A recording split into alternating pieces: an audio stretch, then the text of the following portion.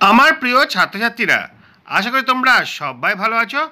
যেমন তোমরা জানো, প্রতি মাসে একটি করে পরীক্ষা নেওয়া হয়। এবার জুন মাসেও মূল্যায়ন নিয়ে হাজির হয়েছি। আজ আমরা নবম শ্রেণীর গণিত বিষয় নিয়ে একটা প্রশ্নপত্র এবং তার উত্তরপত্র নিয়ে আলোচনা করব। দেখো, তোমাদের অনেক কাজে আসতে পারে। যদি ভিডিওটা ভালো লাগে, লাইক, কমেন্ট, শেয়ার করবে।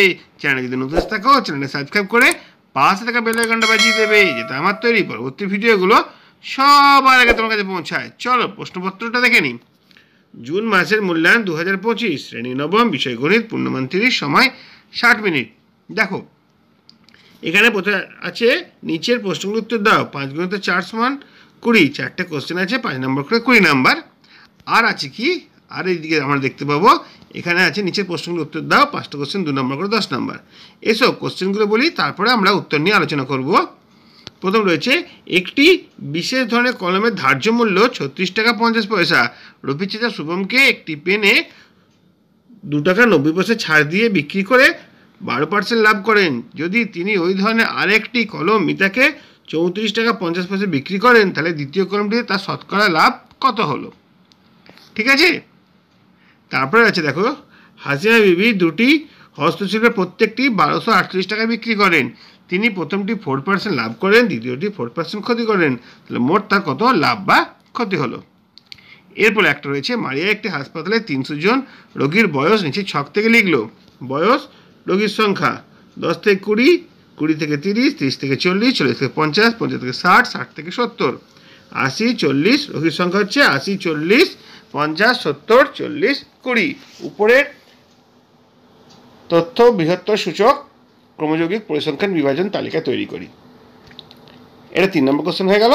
4 নম্বর কোশ্চেন কী ছিল? দেখো, 4 নম্বর কোশ্চেন ছিল, নিচের ক্রমযৌগিক পরিসংখ্যান বিভাজন থেকে একটি ছকটি থেকে পরিসংখ্যা বিভাজন তৈরি করি। আচ্ছা, 60-এর বেশি 0, 50-এর বেশি 16 জন, 40-এর বেশি 40 জন, 30-এর বেশি 75 জন, 20-এর বেশি 87 জন, 10-এর বেশি 92 জন, আর 0-এর বেশি হচ্ছে 100 জন। এরপরে কি রয়েছে? এরপরে ছোট কোশ্চেন আছে 5টা, 2 নম্বর করে 10 নম্বর। দেখো, ক্রয় মূল্যের ওপর 20% লাভ হলে বিক্রয় মূল্যের ওপর শতকরা লাভ কত?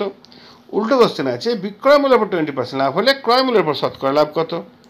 3 নম্বর প্রশ্ন হচ্ছে, একটি দ্রব্যের পরপর 20% আর 10% ছাড় দিলে বিক্রয় মূল্যের ওপর সমতুল্য ছাড় কত হবে? তারপরে 12, 15, 25, 15, 18, 17, 20, 22, 26, 6, 16, 11, 8, 19, 10, 30, 20, 32 এর প্রসার কত? আর একটি পরিসংখ্যা বিভাজন তালিকায় একটি শ্রেণীর মধ্যবিন্দু 10 এবং প্রতিটি শ্রেণীর দৈর্ঘ্য 6, তাহলে নিম্নসীমা কত? এরপরে আমরা চলে আসবো উত্তরে। দেখো, প্রথম যে কোশ্চেনটা ছিল তার উত্তরটা এমন হবে, একটি বিশেষ ধরনের কলমের ধার্য মূল্য ছিল 36 টাকা। তা রফিক চাচা শুভম কি পেনটি, আচ্ছা এটা হচ্ছে কোশ্চেনটা। অ্যান্সারটা আমরা চলে আসবো। দেখো, অ্যান্সারটি কী আছে? কলমটির ধার্য মূল্য কত ছিল? 36 টাকা 50 পয়সা। পেনটি প্রথমে 2 টাকা 90 পয়সা ছাড়ে বিক্রি করলো, তাহলে বিক্রয় মূল্য কত হলো? 36 টাকা 50 পয়সা থেকে 2 টাকা 90 বিয়োগ দিলে 33 টাকা 60 পয়সা। এতে আবার 12% লাভ হলো। 12% মানে কি? 100 যুক্ত 112 টাকা। তার মানে 112 টাকায় বিক্রি করলে কেনা হয় 100 টাকায়, 1 টাকায় বিক্রি করলে ওই কি নিয়ম করেছি, 100/112, আর কত টাকায় বিক্রি করেছি? 33 টাকা 60 পয়সা। 33 টাকা 60 পয়সা বিক্রি করলে ক্রয় মূল্য কত টাকা হয়? কাটাকুটি করলাম 30 টাকা। তাহলে জিনিসটা 30 টাকায় কিনেছি। এবার মিতাকে যদি 34 টাকা 50 পয়সা বিক্রি করি, তো লাভ কত হবে? লাভ হবে 34 টাকা 50 থেকে 30 টাকা বিয়োগ দিলে 4 টাকা 50। তাহলে লাভের শতকরা হার এই 4 টাকা 50/30 × 100%, তাহলে 15 টাকা। ঠিক আছে, 15% লাভে বিক্রি করতে পারবে। এইভাবেই সহজভাবে অঙ্কটা করা হয়েছে। 2 নম্বর অঙ্কটার উত্তর কী আছে? দেখো, দুটি হস্তশিল্পের প্রত্যেকটির মূল্য 1238 টাকা। প্রথমটিতে 4% লাভ। এই একই রকমভাবে 4% লাভ মানে কি? 100 + 4, 104 টাকা বিক্রয় মূল্য হলে ক্রয় মূল্য 100 টাকা। 1 টাকা হলে 100/4, আর 1238 টাকা হলে কত হবে? 1200 টাকা। কাটাকুটি করলাম। আর 4% ক্ষতি হলে কত হবে? ক্ষতি মানে বিয়োগ করতে হবে। 96 টাকা হলে 100 টাকা, 1 টাকা হলে 100/96, আর 1238 টাকা হলে 100/96 × 1248, ওটা হচ্ছে 1300 টাকা। তো দেখো, একটা 1200 হলো, একটা 1300 টাকা হলো। তাহলে দুটো জিনিসের ক্রয় মূল্য করেছিল 1200 টাকা আর 1300 টাকা, মানে 2500 টাকা। আর বিক্রি হয়েছে কত? 1248 টাকা করে দুটো, মানে 2 দ্বিগুণ করেছি, 2496 টাকা। তাহলে আমরা কিনেছিলাম কত টাকায়? 2500 টাকায়। বিক্রি করলাম কত? 2496 টাকা। তাহলে 4 টাকা আমাদের লস হলো, মোট ক্ষতি হয়ে 4 টাকা। ঠিক আছে, 2500 টাকায় 2496 বিয়োগ করলাম। এরপরে চলে আসবো আমরা পরের অঙ্কটাতে। দেখো এটা কি বলেছে, বৃহত্তর সূচক ক্রমযৌগিক পরিসংখ্যান লেখো। বৃহত্তর সূচক ক্রমযৌগিক পরিসংখ্যান এরকমভাবে করতে হয়, 10 বা 10-এর বেশি কত আছে দেখো, এখানে টোটাল সব করা যোগ করতে 10 বা 10-এর বেশি, এটাও 10 বা 10-এর বেশি, এটা প্রত্যেকটি 10 বা 10-এর বেশি। তাহলে দেখো এখানে কি করা হয়েছে, এই 40, এটা 80 লিখেছি, 40টা 40 লিখেছি, 50, 70, 40, 20 সব করে যোগ করেছি 300। এখানে 300 কথা বলা হচ্ছিল, 300 হলো। এবার কি আছে দেখো, 20-এর বেশি মানে এই 80টা হবে না, 40 থেকে গোটাটা হবে।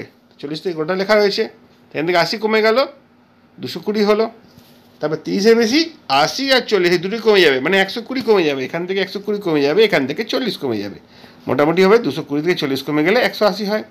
এরকমভাবে কমতে কমতে আমাদের ক্রমযৌগিক সূচকটা করেছি। এখানে 70 এই 3 যোগ হবে, এখানে শেষ 2 যোগ হবে, এখানে শেষটা থাকবে, লাস্টেরটা হয়তো 70 থেকে বেশি কিছুই নেই, দেখে নাও 70 থেকে বেশি কিছুই নেই, ওই জন্য লাস্টেরটা হবে 20। এরকমভাবে আমরা বৃহত্তর সূচক ক্রমযৌগিক পরিসংখ্যা তৈরি করতে পারি। খুব সহজ ব্যাপার, বিরাট জটিল ব্যাপার কিছু নয়, তোমরা বুঝতে পারলে অবশ্যই তোমরা 5 নম্বর পাবে। তারপরে কোশ্চেনে দেখো ঠিক উল্টোটা, আগে যেটা করলাম সেটা দিয়ে দিয়েছে, আমাদের পরিসংখ্যা বিভাজনটা তৈরি করতে হবে।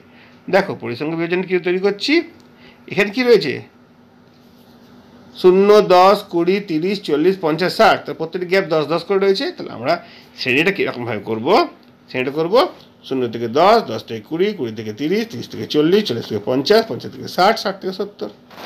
ঠিক আছে, 36 সঙ্গে কত আছে দেখো, 36 সঙ্গে এখানে আছে কত 100, এখানে আছে 92, তখন গ্যাপটা কত হলো 8। দেখো সেখানেই করেছি, 100 থেকে 92, তারপরে এটা 92 থেকে 87, দেখো এটা 92 আছে, এটা 87 আছে, এদের বিয়োগ করলে এটা পেয়ে যাবে। ওরকমভাবে বিয়োগ করে এটা সব বার করা হয়েছে। তাহলে নিম্ন শ্রেণী কত আর উচ্চ শ্রেণী কত, নিম্ন শ্রেণী হচ্ছে 0, উচ্চ শ্রেণী হচ্ছে 10। ঠিক আছে, সীমানাও সেম থাকবে। ঠিক আছে, এখান থেকে 0 থেকে 10, 10 থেকে 20, 20 থেকে 30, 30 থেকে 40, এরকমভাবে হয়েছে।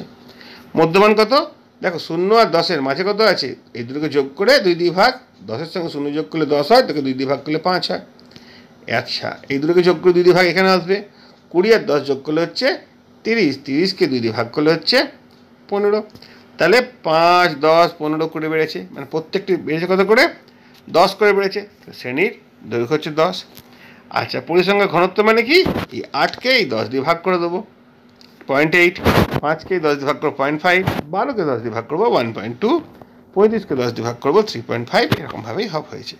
দেখো এরকমভাবেই কিন্তু আমরা পরিসংখ্যা বিভাজনটা তৈরি করতে পারি। তা দুটো শিখলাম, একটা পরিসংখ্যা বিভাজন থেকে প্রথম কী শিখেছিলাম, পরিসংখ্যা বিভাজন দিয়ে দেওয়া ছিল, সেখান থেকে আমরা বৃহত্তর ক্রমযৌগিক পরিসংখ্যা শিখলাম। আরেকটা কী ছিল, ওই বৃহত্তর ক্রমযৌগিক পরিসংখ্যান দেওয়া রয়েছে, সেখান থেকে আমরা শিখবো কীভাবে পরিসংখ্যা বিভাজন ছক তৈরি করতে হয়। ভালো করে তোমাদের সামনে হাজির করলাম। এবার ছোটো কোশ্চেনগুলো আছে, চট করে আমরা দেখে নিই। ক্রয় মূল্যের উপর 20% লাভ মানে, ক্রয় মূল্য 20% লাভ মানে 100 টাকা কিনে 120 টাকা বিক্রি, 120 টাকা বিক্রয় মূল্য লাভ হয় 20 টাকা, বিক্রয় মূল্য 120 টাকা হলে লাভ হয় 20 টাকা, 1 টাকা হলে লাভ হয় 20/100, আর 100 টাকা লাভ হয় 16×2=3। ঠিক আছে, ছোটো নিয়ম হয়ে গেল। আর বিক্রয় মূল্য 20% লাভ হলে কত হয়, ক্রয় মূল্য কত হয়, বিক্রয় মূল্য 20% লাভ মানে 100 থেকে 20 বিয়োগ 80 টাকা। ক্রয় মূল্য 80 টাকা হলে লাভ হয় 20 টাকা, 1 টাকা হলে লাভ হয় 20/80, আর 100 টাকা হলে লাভ হয় 20/80 × 100, কাটাকাটি করলে হচ্ছে 25। তাহলে ক্রয় মূল্যের উপর 20% লাভ। এভাবেই দুটো অঙ্ক হলো। আর পরপর এটা খুব গুরুত্বপূর্ণ অঙ্ক, পরপর 20% আর 10% ছাড় দিলে কত হয়, 10% ছাড় মানে 100 টাকার উপর যে 10% ছাড় দিই কত হবে, সেটা 20 টাকা ছাড় দিয়ে 80 টাকা বিক্রি হবে। এবার 80 টাকার উপর 10% মানে হচ্ছে 8 টাকা। তাহলে এখানে 20 টাকা দিলাম, এখানে 8 টাকা দিলাম, মোট কত হচ্ছে 28 টাকা। 28% সমতুল্য ছাড়। অনেকে ভাবতে পারে 20 আর 10 যোগ করলে 30 হয়, কিন্তু তা নয়। 20 টাকা ছাড় দিলাম মানে তার দাম হয়ে গেল 80 টাকা। 80 টাকার উপর 10% মানে 8 টাকা। ঠিক আছে, তোমরা ভালো করে এটা বুঝবে। তারপরে দেখো একটা প্রসার দিয়েছে, প্রসারটার তথ্যের প্রসারটা কত দেখো, সব থেকে ছোটো সংখ্যা খুঁজে বার করতে হবে। সব থেকে ছোটো সংখ্যা এখানে কত আছে 6, আর সব থেকে বড়ো সংখ্যা কত আছে 32। তাহলে কোথেকে আছে, 6 থেকে শুরু হয়েছে 32 পর্যন্ত আছে। তাহলে সর্বোচ্চ মান 32, সর্বনিম্ন মান 6, 32 - 6, তাহলে 26 হবে এর প্রসার। সহজভাবে বুঝলাম। আমরা শেষের দিকে চলে এসেছি একদম।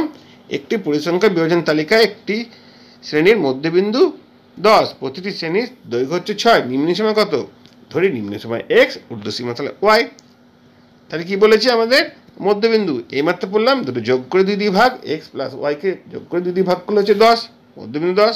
সমাধান করছি, 10-এর সঙ্গে 2 গুণ করে 20। তাহলে প্রথম সমীকরণটা পেলাম এক্স প্লাস ওয়াই সমান 20। আর এটি শ্রেণীর দৈর্ঘ্য মানে দুটো বিয়োগ, ওয়াই থেকে এক্স বিয়োগ করছি সমান 6 হচ্ছে, ঊর্ধ্ব সীমা থেকে নিম্ন সীমা বিয়োগ করলাম 6 হচ্ছে। এবার এই দুটো যদি বিয়োগ করে দিই, দেখে নাও মাইনাসে মাইনাসে প্লাস হয়ে যাচ্ছে, মাইনাস ওয়ান মাইনাস ওয়াই কেটে যাচ্ছে, তাহলে 2x পড়ে থাকছে। 2x সমান কত হচ্ছে, 20 থেকে 6 বিয়োগ করলে 14, 2x সমান যদি 14 হয়, x সমান হয়ে যাবে 7। তাহলে এটা ধরেছিলাম নিম্ন সীমা, কত হলো নিম্ন সীমা? নিম্ন সীমা হচ্ছে 7। দেখো এইভাবে সকল অঙ্ক তোমার সামনে হাজির করলাম, আশা করি তোমাদের অনেক কাজে আসবে। যদি ভালো লাগে বন্ধুদের মধ্যে শেয়ার করে নেবে। চ্যানেলে যদি নতুন এসে থাকো, চ্যানেলটা সাবস্ক্রাইব করে পাশে থাকা বেল আইকনটা বাজিয়ে দেবে, যাতে আমার তৈরি আরও ভিডিও তোমার সামনে সবার আগে পৌঁছায়। তোমরা প্রত্যেকে ভালো থাকবে।